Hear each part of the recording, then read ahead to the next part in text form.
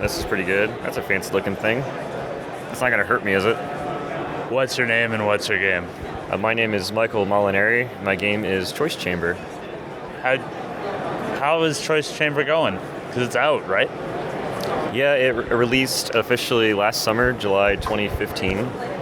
We had a few big updates, including the big race mode that unveiled at TwitchCon last year, and the big, we just called it the big update this year in April, and that added additional Twitch functionality for people who subscribe to my channel, just as a way to continue getting revenue from people who never actually purchased the game. Okay. Did you time, like how, you've been to two Twitch, I assume, did you go to the last TwitchCon? Yep. How is reception the second TwitchCon, at least talking and showing about the game? I'd say more people were aware of it this year than last year. It was pretty popular last year, but this time, anytime it was mentioned, just people kind of lit up and they were very familiar with it by this point, especially with all the new Twitch Plays games that have been springing up over the last year or so. What are the future plans? Future plans for Choice Chamber? Yeah. That one's pretty much coming to an end as far as what's going to be coming out for it. We're always thinking about the next projects and always experimenting with new things. So Choice Chamber, that was 2013 to 2016. So that was a good chunk of my 4.5 years of doing what I've been doing. So as far as like huge, big surprises for Choice Chamber, I don't think there's going to be any. We do want to do some small things, but nothing major. Are you looking to stay in the Twitch games genre? I don't know, is that the genre name? There's no official name for it yet. Everyone calls it something different. I just say Twitch Plays because that's the name of the category that Twitch created on their site. But yeah, I've been actually making a bunch of things related to that. So one of them is a set of tools I released over the summer for Twitch streamers to use on their channel. It lets them interact with their viewers through the chat room using Choice Chamber technology. There's also a commission game I'm doing right now for one streamer to play on his one channel with his viewers. So that's kind of a new thing, making a game just for one person to play with his channel. But that's also a game using all design principles and things like that. So is that game, like, how much direction are you getting from them? The game kind of happened by accident from my toolset I just mentioned before, where his chat created like a little color war and using a canvas painting tool set, and he came to me, he's like, hey, can you make a formal version of this and just kind of clean it up? And I was like, yeah, that'd be really cool to do. So the game pretty much was already designed as far as what happened spontaneously in his chat room, and I just cleaned it up, added a whole bunch of extra features and control for him. Wow, that's Twitch seems to be constantly bringing just strange new things to video games. The idea that you're working on a game based on the chat of a specific streamer, like... Yeah, it's really strange how that came about, but I've been having a lot of fun with it. I'm actually thinking about opening up commissions for other people who might be interested in having personal games just for their channel or their YouTube channel or whatever. That may turn into nothing, but I'm excited by at least trying it out. How have you found like TwitchCon as far as like networking, or like, because your kind of market is streamers and people who like streamers? Yeah, so how has TwitchCon been for that? Because I've heard from some developers where it's not necessarily as valuable to them because they're not as Twitch focused, or they're only really looking to interface with streamers from a like stream my game, and that seems to not necessarily be the best approach. I think it was a good connection opportunity for me. Like here at Steam Dev Days, everyone here is a developer, so it's like, hey, what have you worked on? Cool, and here's mine, and then that's it. There's not much collaboration going on. There's no like, hey, I can help you and you can help me. It's like we're both doing our own thing. Yeah, good luck. Yeah, but at TwitchCon, there's very few developers there. There's maybe like, other than the expo hall, there were maybe like 50 or so out of the thousands that were there. Most people there either watch streams or stream themselves. So it's a great opportunity. I made a lot of connections there. People are like, hey, let's work on this together. Let's talk about this. Hey, can you help me with this? I'm like, yeah. Yes to all these things.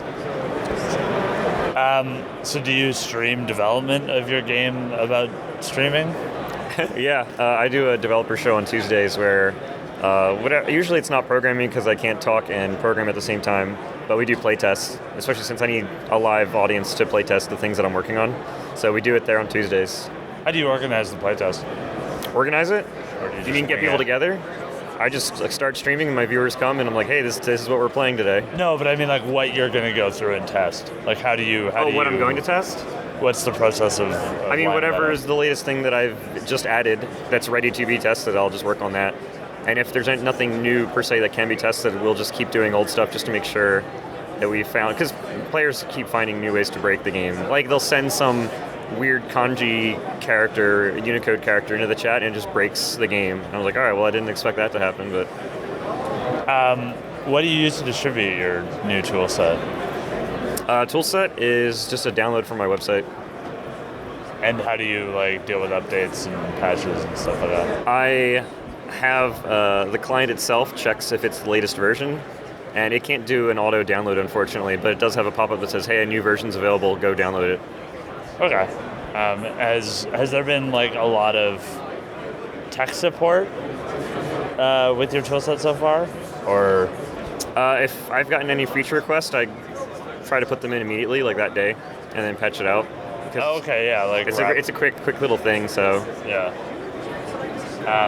Has that turnaround resulted in like a very big stream? Has there been like kind of a like rapid feature thing that turned into like a huge stream?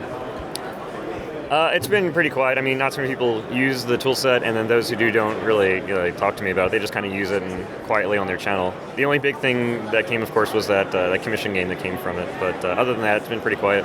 What exactly does the toolset do? The toolset is just about 10 or 11 tools right now that let you do certain things. So you can make a live poll immediately in the chat, types their answer.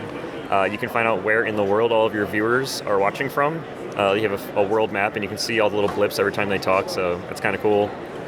You can have reader mail, like if you're playing a game where you can't read the chat, and so when you get a game over and you have a chance to finally read it, you can go through and actually formats them like letters as if they wrote them to you. Okay. So you can go back and be like, oh, this is something important you want, and each person gets one letter they can send so they can't spam your mailbox, so to speak. And do they mark the chat beforehand, or is it like an? Well, they send it in the chat. Oh, okay. Yeah, so in the chat, there's a letter.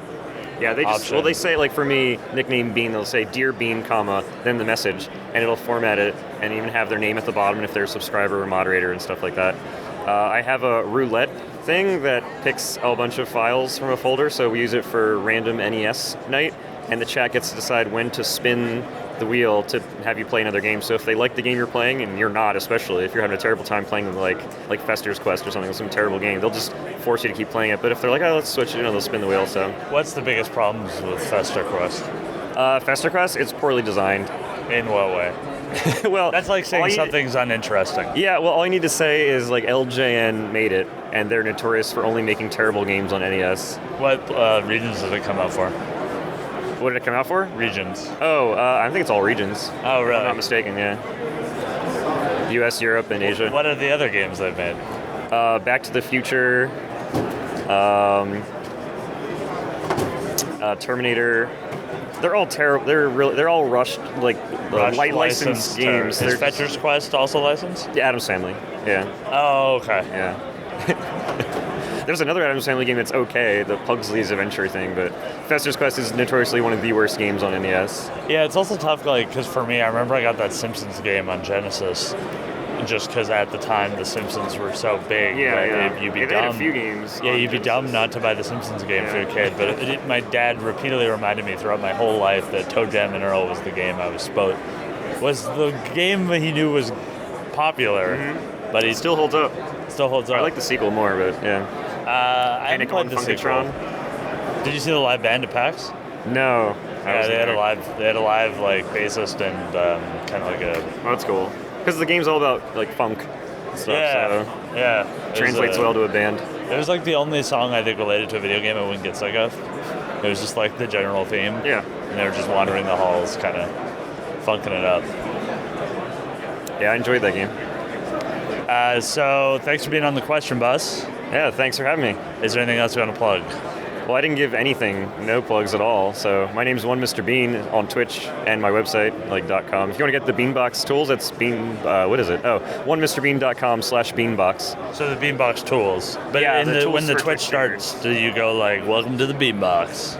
That's just the name of the tool, so no. But don't tell them to get in the Beanbox. Well, my dev show's called The Bean Show. and I say Beanbox is live and it's running, so they know that they can send their mail and stuff like that. What's your favorite savory bean? Savory bean? Yeah. I don't know how many savory beans there are. I just call them beans. Oh, there's like kidney, pinto. Oh, fava. I like green. Oh yeah. Okay, so I like refried, like in tacos. Yeah, refried pinto. Yeah, that's good. You ever done refried black bean? I don't like black beans. They're too snappy and dry. Oh. Even when they're like in like a wet cooked whatever. I don't know. It just feels like I'm eating a bug without legs. And do you have any other social medias that are not related to Twitch? Yeah, I mean I have Twitter. That's also one Mr. Bean. That's my name everywhere. Instagram. Instagram, I have one photo there. Yeah. The only What's place that a photo of? It's me and my wife at a New Year's 20s themed party. So we try to dress like 20s people, but... And the most 20s things you could do is post it on Instagram with like a... Well, I was like, back then we're like, where do we post one photo? We're like, oh, let's make an Instagram account and then post it, and then that was it. Is it a joint Instagram account? No, it's just one Mr. Bean. It's me. I don't even think she has one, so... Well, I hope you have a good rest of the show. What's the panel you are most looking forward to seeing? I think the next one, I'm going to go check out the lab, all the making of the free VR stuff that came with the Vive that Valve put together. Favorite game in the lab? I actually only know the Portal one. I didn't get to see the actual Yeah, I haven't actually played lab. the other ones. The one that's like geometry, like 3D geometry. I don't know anything else that's in it, so I kind of want to go check this out.